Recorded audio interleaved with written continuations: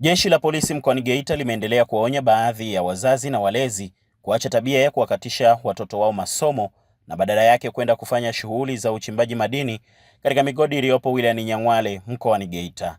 Akizungumza katika mkutano uliokuwa umeandaliwa na ofisi ya mkuu wa mkoa wa Geita katika kusikiliza na kutatua kero za wananchi, kamanda wa polisi mkoa wa Geita Sakapsafia Jongo ametoa maagizo kwa polisi kata wa kata ya Bulera kwa kushirikiana na afisa elimu kuanza msako wa kuwasaka wazazi na watoto wao ambao wamekuwa wakikatiza masomo na kwenda migodini. Watoto wanaenda Nyang'hwale kufanya shughuli za uchimbaji. Jamani, si tunasema watoto ni taifa la kesho? Kama watoto wanatoroka shule wanaenda kwenye uchimbaji, ni nani kesho atakuwa daktari? Na ni nani kesho atakuwa polisi kama mimi? Nikuombe sana polisi kata, shirikiana na afisa elimu, tuwakamate wazazi wote ambao watoto wao hawaendi shule na tuwafikishe mahakamani kwa kushindwa kuwatunza watoto wao. Kwa njia hiyo tu peke yake tutaweza kuwasaidia hao watoto ili wasome. Natoa wiki moja, kila mzazi ambaye mtoto wake ametoroka shule akamtafute aliko, amrudishe shule.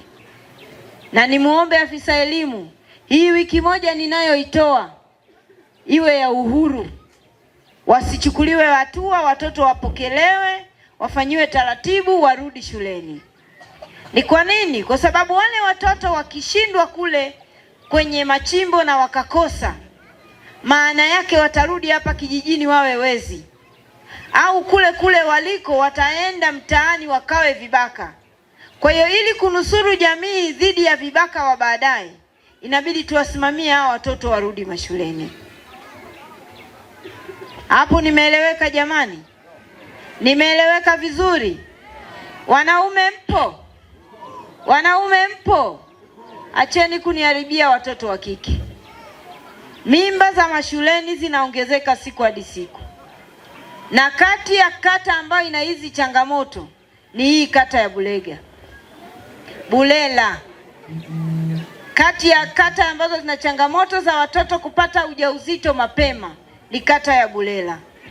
Na waombeni sana, najua bodaboda mnahusika, acheni watoto wa kike wamalize shule kwanza.